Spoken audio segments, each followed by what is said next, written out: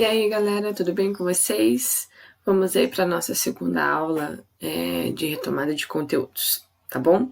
Para essa aula eu quero que vocês peguem o capítulo 2 do CA. Então, no capítulo 2 nós tratamos sobre migração. E aqui nessa aula nós vamos retomar alguns conteúdos. Nós vamos retomar os conceitos de migração. Nós vamos falar aí sobre os fluxos migratórios, sobre alguns tipos de migração e sobre as transições demográficas ocorridas hoje no mundo, beleza? Então, quando nós falamos aí sobre os conceitos de migração, temos que ter a consciência do que significa migrar. Migrar é um conceito muito importante da geografia, porque o significado dele é de deslocamento. Então, quando eu migro, eu me desloco de algum lugar, de um ponto para outro, tá?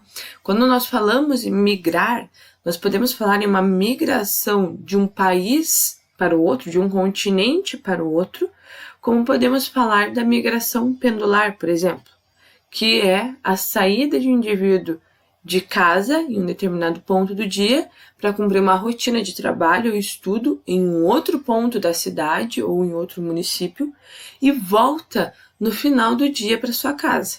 Então, essa migração de ida e retorno também corresponde a um deslocamento. Então, é migrar. Claro que é uma migração menor. Porém, quando falamos em migrar, existem dois termos: imigração e emigração, tá? Quando falamos em emigrar e migrar, nós podemos estar nos referindo ao mesmo sujeito em diferentes situações, em diferentes pontos de referência. Então, a palavra imigrar significa a entrada de um indivíduo, de um estrangeiro, dentro do seu território. Por exemplo, o Jorge está chegando na Espanha. Ele é brasileiro, está chegando na Espanha. O Jorge, ele é um imigrante para o governo espanhol. Em contrapartida, aqui no Brasil, o Jorge deixou o seu território, saiu do seu território de origem. Então, o Jorge corresponde ao emigrante, tá? Então, emigração é quando você sai de um lugar e imigração é quando você entra em um lugar. Tranquilos? Ótimo. Então, quando falamos sobre emigrar e migrar, nós temos um termo muito importante que vocês têm que fixar aí e, de preferência, vão escrevendo no cantinho da apostila aí, tá? Ou no seu próprio caderno, que corresponde aos ambientes de atração e repulsão populacional, tá? E é disso que trata a questão 1. Como vocês já viram na última aula, nós não vamos trabalhar com todas as questões do CA. Nós vamos elencar algumas questões chaves aonde esses conteúdos vão nos ajudar nas demais questões, tá? Então, na número 1, nós falamos... na número 1, nós temos um texto que possui o seguinte título: A Europa que gerava emigrantes. Então, quando nós lemos esse título, já sabendo o que significa emigrar, percebemos que esse texto vai se referir a uma Europa sendo área de repulsão populacional, tá? Então, quando falamos em repulsão populacional, nós falamos de um ambiente onde não possui certos fatores que segurem, que façam com que a população queira permanecer naquele espaço. Em relação à Europa, nós temos, por exemplo, dois fatores importantíssimos da metade inicial do século passado, que é a Primeira e a Segunda Guerra Mundial. Porém, logo após o fim da Segunda Guerra Mundial, por incentivos econômicos, principalmente dos Estados Unidos, a Europa acaba construindo aí um plano de recuperação e de reconstrução dos países que foram afetados pela Segunda Guerra Mundial. E isso faz com que abra um campo de mão de obra muito grande. No início, uma mão de obra braçal, de reconstrução. E pouco menos de 15 anos depois, uma mão de obra já específica ou especializada.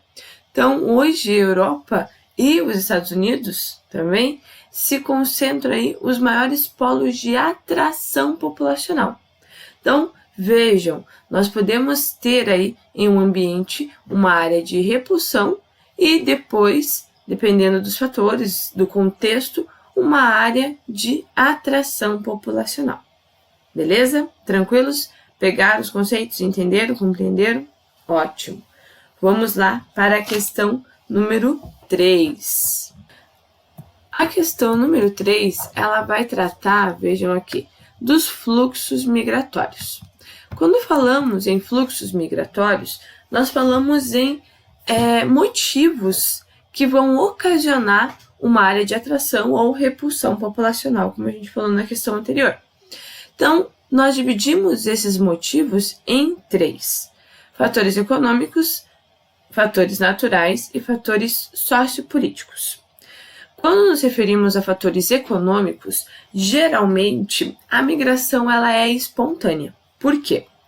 Porque fatores econômicos demandam dificuldade no mercado de trabalho, por exemplo, ou a busca por uma condição melhor de vida. Aqui no Brasil, nós temos uma área de repulsão, nós tivemos uma área de repulsão populacional e uma área de atração populacional muito grande devido aos fatores econômicos. A região sudeste, por exemplo, que abrigou o início do processo de industrialização lá na década de 30, se tornou uma área de atração populacional devido aos fatores econômicos. Ou seja, as pessoas que viviam no interior dos estados pertenciam a uma área de carência de disposição de vagas de emprego. Quando ocorre a industrialização na região de São Paulo, principalmente, você vai ter uma demanda muito grande de vagas de emprego sendo suprida por esse pessoal que vinha do interior. Isso correspondeu ao êxodo rural no Brasil, que durou de 1930 até 1970, porque na década de 70 nós já temos uma população maior urbana do que rural. Em relação aos fatores naturais, se implica desastres naturais, secas, falta de produtividade e fertilidade do solo. Tá? Dentro do Brasil também tínhamos uma área de grande defasagem de recursos naturais, que era o sertão nordestino.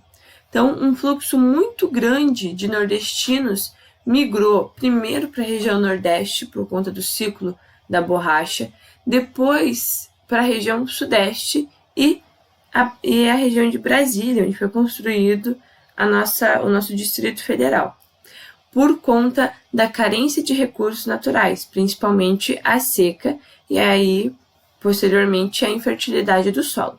Tá? Esse fluxo migratório durou até a década de 90. Depois da década de 90, nós temos aí no início do século 21, um fluxo de investimentos econômicos que faz com que a população que tinha migrado ou os seus descendentes retornem à região Nordeste. Então, hoje, temos um fluxo diferente, oposto do que no século passado, ou seja, um fluxo de regresso às suas regiões de origem. Tá? E, por último, os fatores políticos. Lembrando que os fatores naturais e fatores políticos podem, sim, apresentar um fluxo migratório forçado, ou seja, a pessoa não tem intenção de sair do seu local de origem, porém, ela não tem escolhas, ela precisa sair dali. Tá? Os fatores sociopolíticos podem demandar perseguição política, por exemplo, podem ocorrer fatores como guerras, conflitos, ação de milícias em territórios, tá?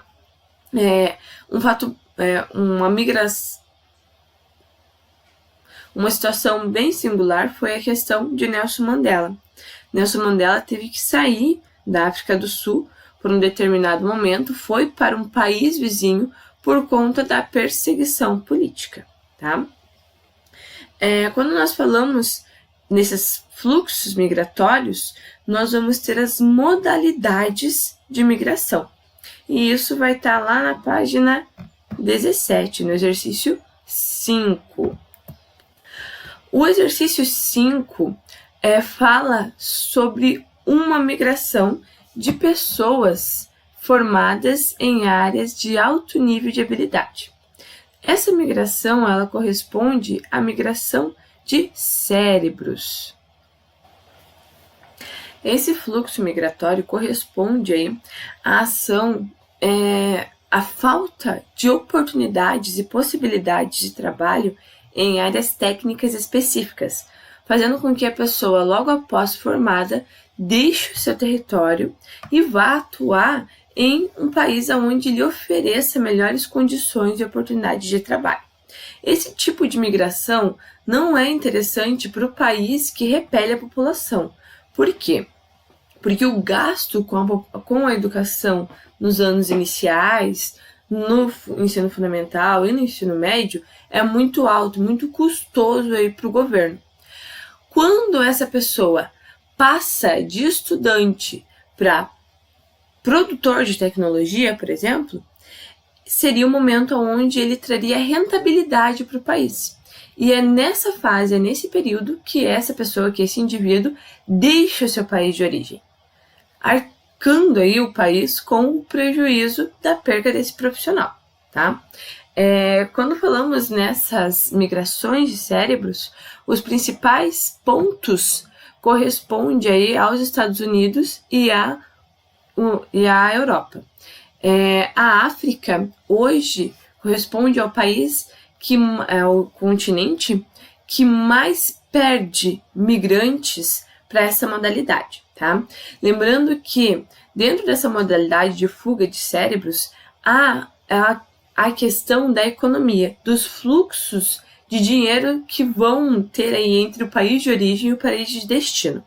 Muitos desses países africanos possuem uma demanda do seu PIB muito grande, correspondendo ao dinheiro enviado por pessoas que estão em países onde possui atração populacional, e esse dinheiro enviado compõe aí até 22% do PIB nacional, tá?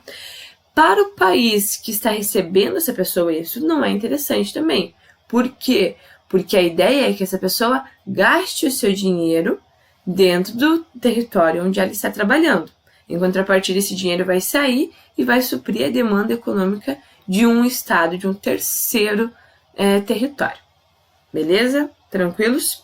Além da fuga de cérebros, nós também temos as migrações sazonais, que são as migrações temporárias, ou seja, alguns tipos de profissionais migram em determinadas épocas do ano para aproveitarem a demanda de mão de obra e depois retornam aí para o seu país. Por exemplo, há um tipo de atividade que conserta carros após chuvas de granizo. Qual é a demanda desse serviço? Em determinadas regiões do mundo, essas chuvas de granizo, elas são constantes em determinada fase do ano, ou época de alguns anos aí, e faz com que gere a demanda pela necessidade de mão de obra, beleza? Então, são migrações sazonais, com período ou tempo para voltar. Dentro do Brasil tínhamos muitas migrações sazonais, que combinavam aí com os períodos de seca nas regiões centro-oeste e região nordeste do estado. Ok? Vamos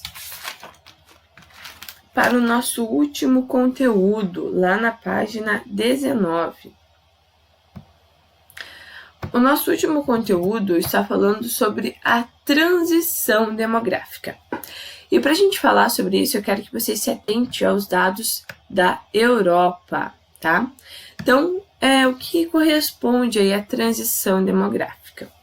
Quando falamos dessa transição, falamos de um movimento não natural para o crescimento da população. A tendência esperadas no século passado, por exemplo, era que a população fosse crescendo constantemente até chegarmos em um colapso populacional onde teríamos superpopulação no mundo. Porém, com o desenvolvimento da tecnologia, com o acesso à educação, entende-se que a população comece a reduzir quando o país chega em um determinado ponto de desenvolvimento, tá? Essa redução da população é causada aí por alguns fatores, como, por exemplo, a urbanização, porque a urbanização acaba ficando mais caro o custo de vida para manter uma família grande. Quando essas famílias vivem no interior, na região rural, você tem aí uma facilidade de produção de alimento, fazendo com que a quantidade de filhos ocorra conforme a demanda por mão de obra. Então, o filho corresponde à mão de obra e não a um gasto a mais dentro da família. Quando se inicia o processo de urbanização, você acaba aumentando o custo e, por conta disso, reduzindo a quantidade de filhos, tá? Um outro fator muito importante, a expansão dos métodos contraceptivos. Começa a se tornar mais cotidiano em países desenvolvidos a acessibilidade aos métodos contraceptivos, de pílulas a camisinhas, por exemplo. Tá? Um terceiro fator, a mulher no mercado de trabalho. Então, a mulher no mercado de trabalho, ela passa a ter autonomia em relação ao seu corpo, à sua vida, e acaba podendo optar, escolher se quer ou não ter filhos. E isso acaba reduzindo aí grande contingente da taxa aí de natalidade e fecundidade. E, por fim, o acesso à educação. É comprovado que quanto maior o acesso à educação pela população de um determinado país, ou pela quantidade de anos escolares que aquelas pessoas possuem, você vai ter uma redução drástica na quantidade de filhos, principalmente por conta da prática do planejamento familiar, tá? Se a gente for observar nessa tabela, nós temos aí uma linha temporal de 1750 até a projeção de 2050, tá? Então, a tendência é que, por exemplo, no caso da Europa, a população europeia tenha aumentado aí até 2030 e a partir de 2050 comece a reduzir. Aqui no Brasil, por exemplo, nós temos uma projeção de que a população brasileira vai se estagnar, ou seja, parar de crescer em 2045 e a partir de 2060 essa população comece a reduzir, da mesma forma que está acontecendo na Europa, que nós estamos vendo.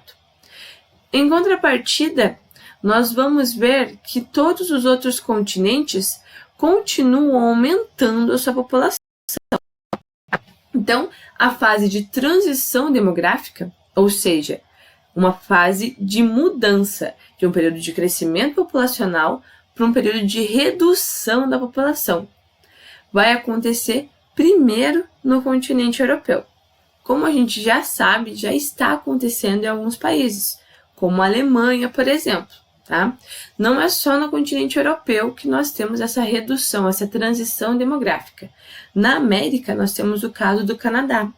O Canadá corresponde hoje ao país americano que está mais à frente nessa transição demográfica.